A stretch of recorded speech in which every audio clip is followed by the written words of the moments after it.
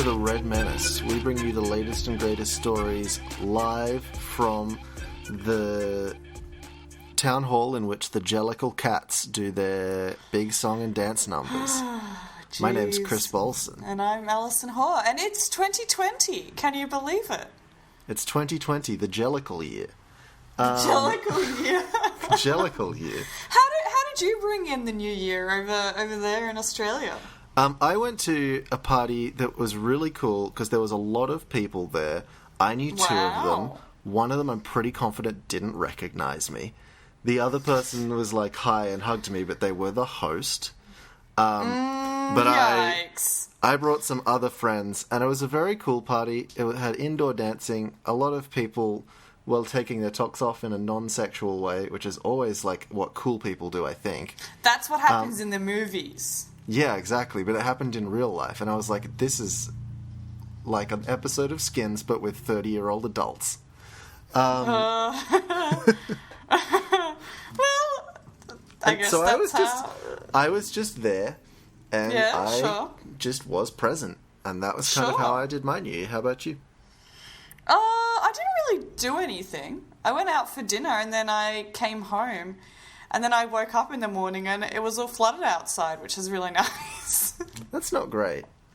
So apparently I slept through the biggest storm in, like, over a decade. I think that's something to be proud of, honestly. I think so. I think that goes to show where I'm at in life at the moment, you know? Touché. I mean, yeah, sleeping through the biggest storm in over a decade, it's just how it goes. You just need a rest, man. I just needed some sleep. I just needed some R&R. So if I could do the same for the whole of 2020, that would be great. I just go to sleep and then wake up and it's 2021. Wonderful. What's cool is, you know that I hang out with your sister sometime. Sure. So she was invited to this nudity-heavy party. But she declined to come just because she wasn't feeling it that day. But she was also invited to an event that I did yesterday, which is all of my friends went to the Dendy Cinema in Newtown and watched the very good film Cats. And she was feeling that. She was feeling that at first, and within about 10 minutes of the movie starting, she expressed to me, quite frankly, that she was no longer feeling it. Now, she was texting me through the movie. She was texting a lot of people through the movie, I think. I think that goes to show the quality of a film when you can text through the movie and no one's really that bothered by it. For what it's worth, the people behind us were extremely bothered by it. They were sort of grouching the whole time. But there were many reasons for this. One, they were watching Cats, which is not a great place to start. Sure. Two, it was 44 degrees in Sydney yesterday, and the air conditioning in the cinema wasn't working. So it was it was extremely warm at the start of the movie, and then we had, like, 20 people packed into this fairly small cinema, and it became much warmer over the course of the movie. Just like a steady build in temperature. And final thing on top of that was You were watching Cats. No, there's more. Was that in the front row, a group of bros, just like great mid-20s white brown-haired bros, had decided... Classic boys, just dudes being bros. They were going to come watch Cats for a laugh, which I can't judge because I was also doing that. That's what you were there for. But I was going to keep my laugh subtle. They did not. They sort of they cackled so loudly the entire time, and the people behind us were being like, they just don't appreciate the art. And I was like, dog, it's fucking Cats. Like, it's Does anyone appreciate the art of what they were seeing? There's a bit in the movie where Rebel Wilson, as a cat, and this is maybe 10 minutes into the movie as well, so it really sets the tone. Sure. She unzips her skin, and underneath her skin is the same skin, but with, like, a waistcoat on. And then she eats cockroaches that have the faces of children poorly CGI'd onto them. And that's kind of where the movie's at. Now, what I'm thinking to explain this bro behaviour is that they were needing to laugh so conspicuously because they were actually kind of into it, and that they didn't want their bros that were sitting with them to know that they were kind of into it. Well, okay. You know? I they were kind of into the nude cat boobs, was what they liked. The cat boobs have been reduced since the trailer, noticeably, except for Taylor Swift's, weirdly, because she's not a well-endowed woman, so it's an odd, like, contrast. But sure. Here's my pitch. If you're going to see Cats, see it in a cinema that's like 35 degrees, full of cackling white dudes, because it creates this oddly transcendent experience where, right. because you're so physically uncomfortable and like emotionally frustrated by all of the people around you, that all you can do is try to find relief in the movie Cats.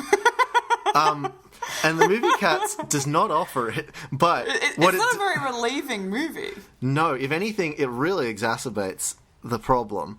And it creates this odd fever dream kind of feeling watching this film. Literally because you feel feverish for a start, because it's so fucking hot. But also, like, you know how in movie scenes where there's someone having a nightmare, there'll always be, like, people cackling in the background and, like, everyone's laughing at them? I had that in the cinema with me. There was just these, like, people loudly cackling at random intervals while I was... Do you think that perhaps that was actually part of how the movie was designed to be experienced? I think it's definitely the ideal way to watch it. Like... If you watched it in an air-conditioned room in quiet, it would just be kind of boring and confusing. Right. But this way I was able to get swept up in the magic, in inverted commas, and get swept away on the wonderful, furry, nude Idris Elba body of Cats. Jeez. So I recommend if anyone's going to see it, try and recreate that exact situation. Right. That's the only way, I think. Yeah, you got to put a review on Rotten Tomatoes and just go into detail about, firstly, the context in which you're experiencing it before you can lay down your, whether it's fresh or not.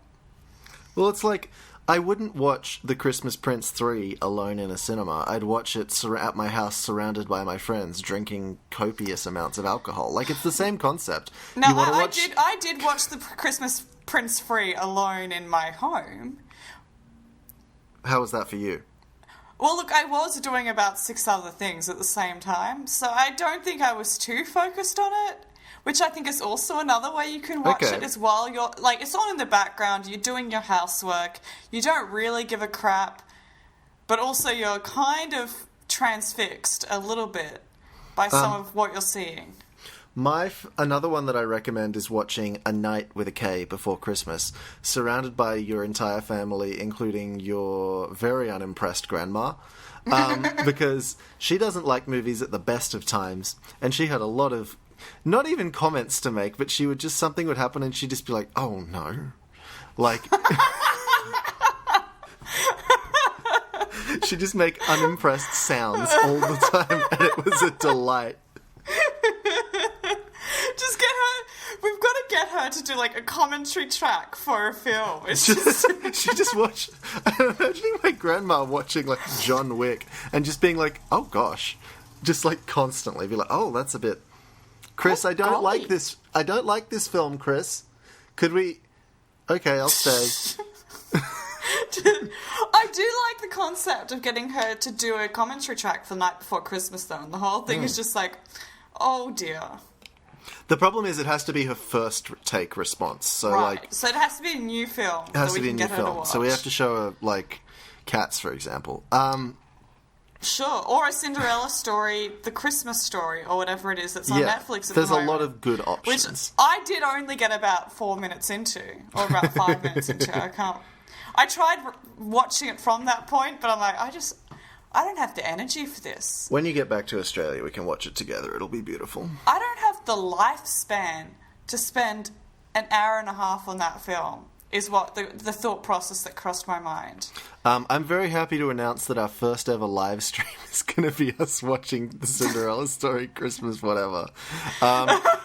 Alison doesn't drink, so she will be uncomfortably sober. I will probably be plastered, so have fun, audience. That's the problem. This is the issue that I deal with, being a sober person. This is the main problem, is that sometimes, you're in a situation where you have to watch a Cinderella story, the Christmas story, and there's no way to make it enjoyable. And it's going to be really difficult for you because our tens of viewers are going to be watching the whole thing, like, just eyes glued to the screen, gauging your every reaction. And Absolutely. And if I show some enjoyment at any scene, it's going to haunt me for the rest of my life. We're going to start a new genre category on Twitch, which is just where you live stream Christmas movie reaction videos for like the entire runtime of the movie, and that's what it is. And it's just like watching people slowly progress deeper and deeper into madness. Yeah, well, that's how life goes, I suppose. Do you have a story for me, Alison? Yeah, well, I've got a story shared by our intern Anna. I guess this is kind of thematically fitting in with where you're at life in Australia. I mean, I'm not at that point in life because it's kind of underwater here. Well, it is thematically about fire. Okay. But it's a little bit more, a little bit less serious than the fires that currently are happening in Australia. That engulf my every waking thought. Yes, I understand. I must say, I did spend a long time looking for stories in the news media in Australia which were not about the current bushfire crisis. It's challenging, It was very challenging. So I think the news are doing a pretty good job of keeping on task. Almost like this constant sense of existential horror is not really something you can ignore at any given point. Yeah, it's not really conducive to what we do on this show. No. But I did get some stories. I scraped some stories from around the world this week, and the first one is coming at us from Essex in England. Okay. And this, well, I'll read the headline. It says, "Tortoise rescued after setting Great Dunmow house on fire." Fuck. I love arsonist tortoises. Tortoise. The picture is of the, I guess the culprit in this case, because he did a crime. It's a criminal tortoise. And he does look very mad. The tortoise looks very mad? The tortoise looks very mad at the fact that he has been caught for his crime. Given that he burned a house down, you'd hope he had a good reason to, so I imagine he must be very mad about something. The caption says, "The reptile, 45, started a house fire." What I love about tortoise is that they're the only animal that you can reasonably use the same age brackets as humans with. Right. Like, you can be like, this boomer tortoise started a fire. Exactly. And it's accurate. Yeah, well, he knew better. He was 45 years old. It's not some little kid, He had 45 years of life and he's still out there lighting fires. None of this juvie shit. This tortoise has gone right in the slammer. Straight to solitary confinement for this boy. Straight to the prison that Paddington is in Paddington 2, the best movie ever made. Everybody should watch it, and then they'll get that reference. Why was Paddington 2 in prison? Because he gets framed by Hugh Grant for robbing a store. And then it's all a really deep and thoughtful deconstruction of the cruelty of the prison system. Hugh Grant. He's a good boy, but he does some bad boy things in movies. In that movie, he's having so much fun. He's the worst boy. He's a very bad boy in that movie, and he's loving every second of it.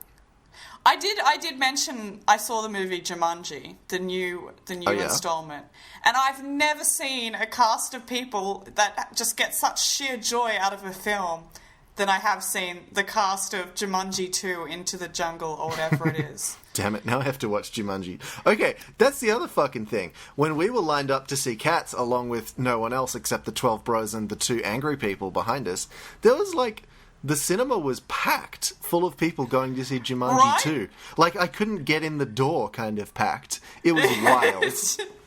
When did this become a thing? I don't know, but what did I miss? They've got a press tour. And let me just say, sometimes on the press tour you can tell the people who are in the movie are kind of done with the movie before it's even out. Look up Oscar Isaac's reactions to every interview about the Star Wars lately. I did see that Star Wars, but the reactions by him to any interview are so choice. Now, just see, that's the complete opposite of the cast reaction to questions about Jumanji. They love it, Chris. Interesting. They enjoyed every waking moment of being in Jumanji, and they're enjoying every waking moment of the press tour. It's almost like if you just put really charismatic people together and film them and put some CGI animals around it, you got a fucking hit on your hands. Exactly. You've got your Awkwafina, you've got your Jack Black, who is an internet guy now, so I guess he knows what the internet likes. You've got your Danny DeVito, you've got your Dwayne The Rock Johnson, you've got your Karen Gillan, you've got your Nick Jonas, you know, they're all there. Exactly. You've got someone for everyone. Exactly. I'm just glad Karen Gillan's famous. She's come so far. Anyway, we're getting off track. I'm gonna go back to this tortoise story before I talk about Jumanji 2 for like 2 hours, which I could do, because there's a lot to unpack in the fact the movie exists to begin with. Were this not the only episode that we're going to release for another week, spoilers, I would comfortably just let this be a write-off episode where we talk about movies for an hour, but I somehow think our audience won't love if we do that in this specific one. In this specific context. Look, if you want to see my Jumanji 2 fan cast, which is going to be 50 episodes, all of which 3 hours long, talking about Jumanji 2, then, you know, hopefully I'll get a role in Jumanji 3 off the back of that, is what I'm saying. I'm going to read the story. So you deserve it. An angry-looking tortoise has been rescued after it started a fire in a house. The 45-year-old reptile was home alone when it knocked a heat lamp onto its bedding in a room at the house in Dutton Hill, Great Dunno, on Christmas Day. I said that in a really Australian way. Great Dunno. Great Dunno, mate. I don't know how it's actually pronounced, but I'm going to say Great Dunno. Firefighters were called at about 4:30 GMT after neighbours heard alarms and found the house smoke-logged. Watch manager Gary Wayne said the tortoise will now hopefully continue to live a long and happy life. This shows how important it is to have smoke alarms on every level of your home. Even if you're not at home, they will alert anyone close by to the first sign of fire, Mr. Like Wayne the tortoise said. who started it. Well, he's given very boring quotes, considering the context here is that a tortoise set the house on fire. Like, I feel like you've got some better quotes in there, mate. Where's your tortoise-related posts? There's so many, like, potential shell puns that you could do, like... I found the tortoise shell-shocked in the smoke. See, it's so easy, and I'm glad you came up with one, because I was drawing a blank, so thank you for that. And look, if you look at this tortoise, he absolutely wanted to set that fire. They're saying he accidentally knocked a lamp over. Bullshit. There's no criminal investigation. They're just assuming this tortoise was innocent. You know what that is, They're Alison? assuming innocence. That's profiling, and it's racist, and I don't approve they're like, of it. this guy's not a turtle.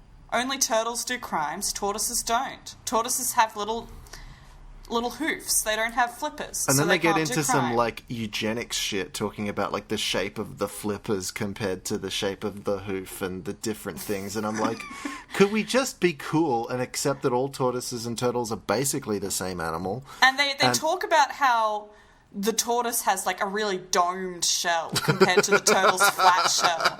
And they're like, the tortoise's domed shell proves that it's been evolving longer than those unevolved.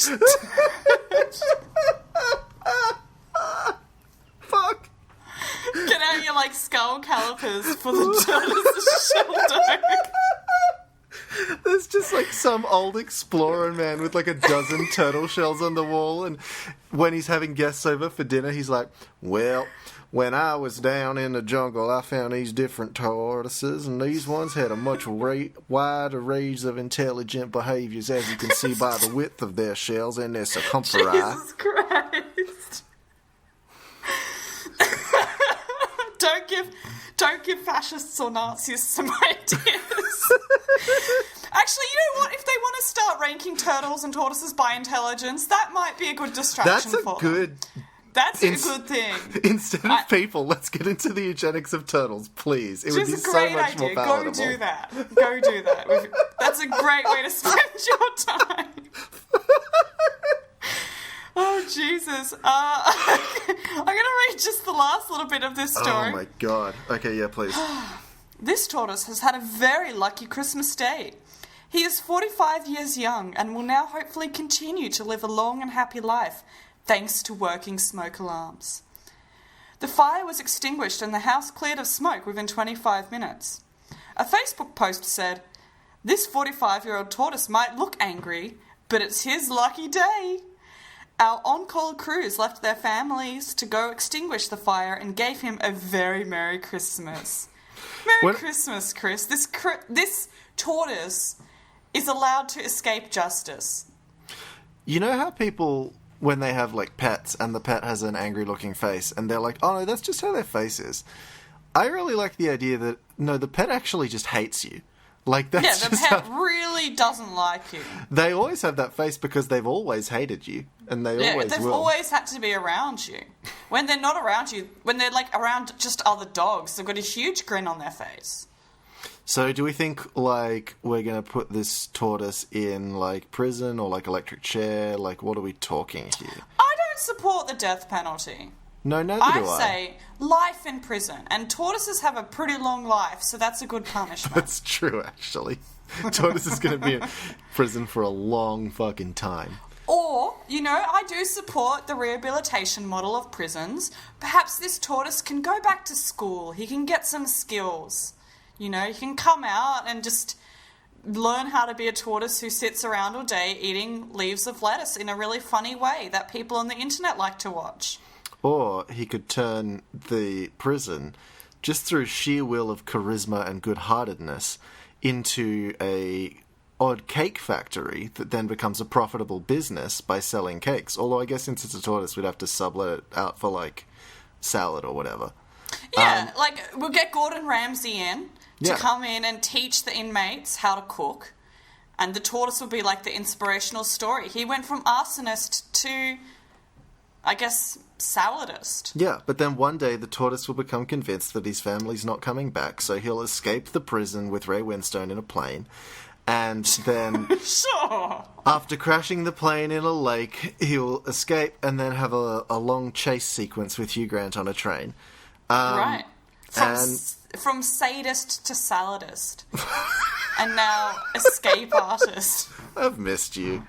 Can I give you a story, please? You sure can. This one was sent to me by my intern, Marianne. She also came to the Cats screening. And how did she find it? Oh no, where's the article gone? She hated every second. I heard one of your friends was smart enough to get a refund for this experience. They tried. So what happened was our friend Suf decided partway through the movie, he was like, let's go, and sort of like asked around, like, should we go? And everyone was like, I don't know. And then he got up and left, and everyone was like, but we don't wanna. So I had to go out and get him, and he's like, but we can get refunds for our tickets. And I was like, you've just summarily decided we're leaving a movie a third of the way in. I don't approve. I found the story. The link was broken, but I've now found the same story again. Great. I'm excited to hear. So this is sent in by intern Marianne. She got very annoyed at me that I have been not shouting out her cupcake business appropriately. And so it is a competitor to the Tortoises Prison Cakes business, but I guess we can give her a shout out. Yeah, so go to Instagram, look up Tortoise Prison's Cake Business, and that's the one. So this story is by digital staff from the morning show 7 News. Jesus. Well credited there. A story's great when no one puts their name on it. So this one's quite old now that I'm reading it, but I've only just received it recently, so I don't care. Sure. Farmer proposes to girlfriend with an engagement ring on a cow's udder. Jesus Christ. Now, I'm just going to start right off the bat, Alison. I'm going to send you the link to this story. I want you to promise not to read the whole story and just look at the picture at the top. Okay, sure. I've got it. Jesus Christ. Okay, it's opening. Oh God, it's disgusting. So right off the bat, it's, this is an extremely... I don't like what I'm seeing. That's understandable and also correct. So... if it has never occurred to you before now the phallic nature of a cow's udder, this picture makes it incontrovertible. An udder is a cow's nipple. It is a cow's nipple, but somehow it's also, in this context, a cow's dick. Yeah. Because the ring attached to this cow's udder creates a degree of separation that is undeniable. Yeah, it's quite uncomfortable to look at. A farmer has decided to propose to his girlfriend in what he thought was a romantic gesture by placing an engagement ring on a cow's udder. But not everyone on the internet agrees. I'm shocked. I'm absolutely shocked that not everyone agrees it's romantic. The photo managed to make it onto a Facebook page called That's It, I'm Ring Shaming, and its 18,000 followers were far from impressed. Oh, dear.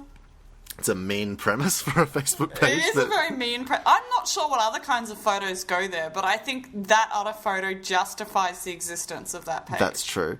Naturally, commenters couldn't resist the puns, with one user writing, "This is utterly terrible. Sorry had to go for it, but this is really gross." Another person also joked, "How dare he propose like that?" Oh, fucking hell. Now, you know what? I'm glad the BBC didn't litter in tortoise puns, because after hearing these puns, I'm anti-pun They again. just set you on a bad... Yeah, I'm anti-pun. I can't pretend to be pro-pun. One user took more issue with the ring than its presentation, writing, "The ring is a mess of clusters and the band is too thick. Like the person thought, how can I make this ring bigger but without spending any money?" I mean, they're not wrong. I don't think it's a very nice ring, all things considered. But I feel like the placement of it on an udder doesn't really do it much justice. No, because it looks so very much like a cock ring. Yeah, anything would look bad on a cow's udder. Is there a way that we think this presentation could be made more palatable? Like if, say, the udder was wrapped and a little ribbon was put around it or something like that? Perhaps, like, if the photo wasn't so zoomed in on the udder and you could, like, experience the whole cow. Okay, so like a zoomed back photo, but then like if you look real close, then you'd be like, oh, that cow has a ring on its udder. Yeah, exactly. Because then your first thought would be, oh, look, it's a nice cow. I think maybe... Not, oh, Jesus, what is that? What am I seeing? I think maybe, and this could be the cat's coming out in me, but I think we need to just lean into the sexuality of this cow and just like have it wearing full lingerie. Like I want a cow... a cow in like one of those crazy fascist looking numbers that's just like all black leather, all whips, all chains, tying the udders together, and then in the middle is the ring presented for your pleasure. Sure, if that's what you're into. And you know what? If you're proposing, you know what your partner's into. And if that's what they're into bondage cows, then go for it. That's no shaming. How cows or bulls sometimes have a nose ring. I think it is very cool. It's very cool. So what I'm thinking is that nose ring is your wedding ring. And you have to, as kind of a challenge, get it out of the bull without being gored to death. Right, exactly. And that's how you prove your worth to marry this person. Is that you can fight a bull and take a ring out of its face. Exactly. And the bull does not want to lose his nose ring because he doesn't want to look like a narc, you know. He wants to look like a true punk. Well, I mean, it's a very nice ring. It's got a nice thick band and many inlaid gemstones, and the bull knows he could get a pretty penny for that. And also, he did have to propose to the bull as well to get the bull to put it in his nose. So, absolutely. At this point, it's a love triangle. A part cow, part lady, part farmer. Love triangle. Jesus Christ. Are there any other animals that would be better to present a ring? Like... I'm trying to imagine, because like a dog, yeah, but that's boring. A cat, you could put it on like its tail or something. I like the idea I don't want to try and get a ring on a cat's tail. That cat will not be satisfied. I like the idea that you put it in a kangaroo's pouch and the kangaroo bounces up to you and then it fishes it out of its pouch and presents it. Yeah. Or you reach into the pouch and it's the really kangaroo weird immediately and slimy. punches you in the face. It's never occurred to me that it would be weird and slimy inside a kangaroo's pouch, but it would, huh? Have you seen a newborn kangaroo? Like, not in real life, but seen a photo? Yeah, no, they look super gross. It is essentially a pink jelly bean. Like a slimy pink jelly bean. So it's a pink jelly bean that someone kind of sucked on a little bit and then decided to put back in the packet. It's a used pink jelly bean. That's what a baby kangaroo looks like. This is what you're hearing it today, folks. Babies are used jelly beans. That's the Alison's hot take. And then the baby kangaroo will go into the pouch. Like, it's a great way to give birth, to be fair. If you're giving birth to, like, a tiny pink jelly bean, great. What a great lifestyle for you. Well, but and then it goes into the pouch and just sucks on the nipple for a long time to grow. And I don't know why I find that sentence so funny, but I do.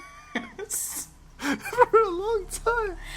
So I feel like if you reached your hand in a kangaroo's pouch, it would just be filled with little pink jelly beans and kangaroo nipples. You'd just get like a real squelch. And the kangaroo would first look at you like...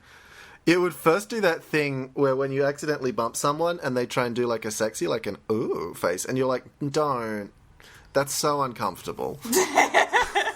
And then it'll be like, hey, you squelched my little baby. Like, You killed my children by squelching them because they're the size of a jelly bean. Exactly. You ate it thinking it was a jelly bean. You know how some animals will, like marsupials, will give birth and then the animal has to climb up its parent and then crawl into the pouch or whatever? Yeah, that's how it works. Yeah, because the mum, for some reason, doesn't pick up the baby and makes the baby do it. Just like, go up there yourself, you little... It'd be pretty awkward if it was a particularly dumb baby and it didn't get the core concept of that. And it was just, you were like, are you going to climb up? I'm like in a lot of pain here, I just gave birth. And the baby's just like, might just chill out here for now, to be honest. This is kind of nice. It just keeps crawling around on your body. Just on your kangaroo body. It's like, no, I want to ride up here. Fuck that nerdy shit in the pouch. It's like, just like a baby on your shoulder, like a little jelly bean baby just sitting there. Do you want to go back to the story? Or? Oh no, I read all the story. That's why I'm vamping at this point. Do you have a story, please? Let's jump into some military story. Ooh, okay. I'm reading from France 24, and this is about Canada. It says, and this is from this year, I want to clarify, because it does not sound like it's from this year. It sounds like it's from 4 years ago. Oh. It says, Canadian military assigned Pokemon Go after fans invade bases. Jesus. Wait, it does not... Assigned Pokemon Go? I'm now very Assigned Pokemon Go. Okay. I guess. I've got to say, as someone who has been fairly into Pokemon Go for, not now, but for previous time, I think sneaking into a military installation is where I draw the line. Like... Of going to of going to that Pokestop. Yeah, because firstly, a Pokestop's not that valuable unless something's changed in the game that I don't understand. I don't know. Anything could have changed between, 2016 and now. That's true. I mean, who knows in the age of fake news and Trump what Pokemon Go looks like. Who knows the horror show Pokemon Go has become? It could be anything. It could be literally... Well, if it's encouraging fans to invade bases, maybe it's a good thing. That's true. Maybe it's secretly become a political tool for anarchists to try take down the military. The citizen uprising. So it says... The leader of the rebellion, Pikachu. At least 3 military police officers were ordered to play Pokemon Go in Canadian bases around the country. How cute would Pikachu look in a little beret holding like an AK-47? Pikachu Guevara, our new savior. Oh, Jesus. Yeah, so at least 3 military police officers were ordered to play Pokemon Go in Canadian bases across the country after players invaded the facilities in a quest to catch them all. The interlopers were not foreign agents, but fans of the wildly popular Pokemon Go app, launched in 2016, trying to capture as many of the game's virtual characters as possible, and even wandering into restricted army areas. Ugh. A surge in the number of suspects being apprehended in the summer after the game's release puzzled the army, according to internal documents obtained by Canadian public television channel CBC. So they were confused about the concept of the video game? Like, I guess they were confused. confused why so many teens with their mobile phones were invading army bases. Because teens which I have feel never... like it's a fair thing to be confused about. At the same time, though, I don't think it's confusing in this day and age that teens play video games. Like, no, it's not confusing that teens play video games. And but who it's is the concerning army to that in the generation of like hardcore gamers, that people would be taking to mobile phone gaming. That's disgusting. Well, I'm not going to... That's why they were confused, because they're game superiorists. They're PC master race. Oh, okay. People. So you're saying that, like, the army is like, this is not adequate. We would like you to go back to our realistic war simulations, Battlefield 12, whatever. Exactly. They're PC master race, and they only like first-person shooters that are real-life kind of war simulations. We only like Call of Duty in the Canadian Armed Forces. It's exactly. Call of Duty. Canadian... Fuck. Canadian something. Canadian A... Fuck. I thought this would be easier to come up with a term. Look, we're not from that part of the world. We're not like natural Canadian riffers. We can do New Zealand jokes because we're from Australia, and that's what we're born to do, basically. Canadian jokes, I'll save that for the North Americans. Canada or die. There we go. Yeah. That's something. Anyway, my point, the joke's dead. Please continue. So this is the internal document which was leaked to CBC.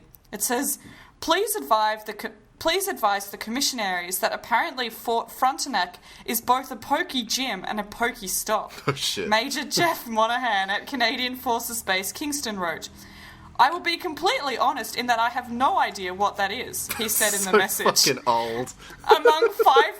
Among nearly 500 pages of military documents obtained by CBC under an access to information request.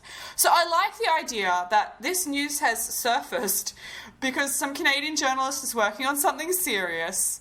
They're working on a serious story and they're doing some investigation. So they obtained these documents and they just happened upon this, they were like, well, this is getting published. of Pokemon Go. And they're like, we need this. This is important. So then it goes on. At least 3 military police officers at different bases across the country were assigned to wander around the army facilities with phones and notebooks in hand to search for virtual Pokemon infrastructure and characters. Because they wanted to catch them all before all of the plebs that aren't in the military can catch them all. Yeah, little do they know that, in fact, you cannot catch every single Pokemon because they keep respawning. Ah, this is fair. Okay, so the idea was that if they catch all of them, then the people... Every single Pokemon the other in the people base. can't get the Pokemon. So yeah, exactly. They're going to have, like, armies of drones with little Android phones attached to them, just, like, flying around playing Pokemon. Exactly. This is what the security expert wrote. We should hire a 12-year-old to help us out with this, wrote security expert David Levenick at CFB Borden in Ontario, 100 kilometres northwest of Toronto. At the entrance to the base, one woman was caught playing Pokemon Go while her 3 children were climbing over tanks. Love it. That's excellent energy. I love what I just heard there. I love that great parenting energy. You go to the army base. You got to catch your Pokemon. Kids, just go play on the tanks. You say. The kids are like, Mum, look at this tank. And you're like, what? There's not a Miltank there. What are you talking about? This is a Charmander. This is some more great parenting from this story. A man separately arrested at CFB Borden explained he was just collecting points playing Pokemon Go and told officers, I have to beat my kids. That's not... Were that sentence devoid of context, I would not approve. In this context, though, I greatly approve. Go smash your kids into tiny little pieces on Pokemon Go. Kill their virtual pets. Jesus Christ. It keeps going a little bit more. Shortly after the release of Pokemon Go, the armed forces even had to issue a public notice warning players not to venture onto military bases. But some saw the positive side to the influx of Pokemon hunters. You will be fired upon. The Charizard is ours. He's ours. You can't have him. We will kill you for the Charizard. All praise Lord Charizard. This is quite like a pure thought. maybe some extra people will visit the museum, wrote Major Alicia Saucier at CFB Petawana, Ontario, where the Garrison Museum was a game hotspot. I like the idea that no one was going to this boring military museum in Ontario until it became a pokey spot. And now they're really excited that people are venturing in. Well, I really loved the effect that Pokemon Go had on Sydney for the 2 months that it was big. Because, suddenly there would be, every single day without fail, a massive crowd of people outside the Opera House. Because that was one of the 2 really good Pokemon Go spots in the city. And there was another one in Rhodes. There was one in Rhodes. Which was a park outside some people's house, which wasn't even a park. It was kind of like the playground of the building. The playground which got destroyed. There were literally hundreds of people there every day. There used to be grass on that park. There is not anymore. Jesus. It required an intervention from the government, and the government had to contact the Pokemon people and say, please remove this. The people were so sad. It's a thing that happened. True. That's exactly what happened. It was the biggest scandal in the nation for like a week, or for the people in Rhodes. I did see some cops playing Pokemon Go in the cafe. They're part of the problem, man. I don't know if they were pretending that they got assigned to it like these Canadian military police. But I used to be part of the Pokemon Go subreddit because I have no shame. And you would hear stories about people on, like, mopeds with, like, 6 phones, all sort of splayed out on the handlebars in front of them, and they would ride around on the moped playing Pokemon Go. It was a purer time. Yeah. There were people who had businesses which were walking people's Pokemon Go to get more points for them. I just think we need to stop talking about politics for a bit and just catch some of these adorable creatures instead, and I think the world would be a better place. Yeah. I just remembered a really bad moment, though. Oh, no. Hillary Clinton saying Pokemon go to the polls, and now I want to end it all. Yeah, no, we're done. That game's banned forever. We're not talking about... That lost to the election. That's the moment. Everyone hated Donald Trump, but he never talked about Pokemon Go, so he won. He never said to Pokemon go to the polls, so that's... And this is what happens, people. Look at the world. Yikes. Don't say that. Don't talk about that game. Damn you, Nintendo. It's all on you. Yeah, we've got to move on. Is there any more to this story? Swiftly. Oh, no. That's all. Okay, this is one that was provided by my dad in person when I was at his house on Christmas. Wow. So this is from the ABC. I'm glad someone's getting stories from Australian sources today. It's not about Australia. It came out on Boxing Day, but it's from an Australian source. Well, there you go. That's more Australian than anything I've brought out. A man with a white beard robbed a Colorado bank and threw the stolen cash into the air while shouting Merry Christmas to passerbys, police and local media reported on Tuesday. I did read this, and I would say... Amen. This guy that's the meaning of Christmas. David Wayne Oliver, 65, was arrested at a nearby Starbucks coffee shop after he held up the Academy Bank in Colorado Springs on Monday afternoon, according to a police report. Police said that the subject had threatened the use of a weapon and left the bank with an undisclosed amount of cash. A police spokesperson could not immediately be reached for comment, but Colorado Springs television station KKTV, it's a bad name, reported the eyewitness... Yeah. Eyewitness Dion Pascal recounted Mr. Oliver stepping outside the bank and tossing the money all over the place. Yes. He started throwing money out of the bag before yelling Merry Christmas, the TV station quoted Pascal as saying. Amazing. Everything I'm hearing is good, except the, threatening to kill people with the armed weapon. But everything else I'm hearing is good. This is when it's all good. People sort of started to ruin his Christmas spirit because Pascal said bystanders retrieved some of the money and returned it to the bank. Why would you return the money to the bank? Why would you do that? We're taking from the rich and giving to ourselves. It's the better. Money in the bank is insured. The bank can get that money back for the account holders. You think Mr. Pascal has insurance? No, he doesn't. That's why he's robbing a bank, so cut him a bit of slack. He's trying to do a nice thing. He's giving you all some, Christmas... Yeah. He worked very hard. He threatened to take a life for that money. That's a lot of effort. That's that's... You know what they say about gifts? It's the thought that counts. And a lot of thought went into this gift for That's the what they people. say about gifts. It's the violence that went into the gift that asserts its value. Well, the implied violence, the potential for the threat violence. of violence. I don't actually want anyone to die. No. But if people might think they might be going to die, then maybe the gift is more valuable. Exactly, and maybe they'll grow stronger as people and will become better friends. And then, yeah, exactly. So then Mr. Oliver walked to the Starbucks, sat down, and appeared to wait for police to arrest him. I don't think he gives a shit. No. The Denver Post quoted police as saying thousands of dollars remained unaccounted for. Excellent. Well, good. Congratulations. Merry Christmas to all of those people. Adding that there was no indication Oliver used a weapon in the heist.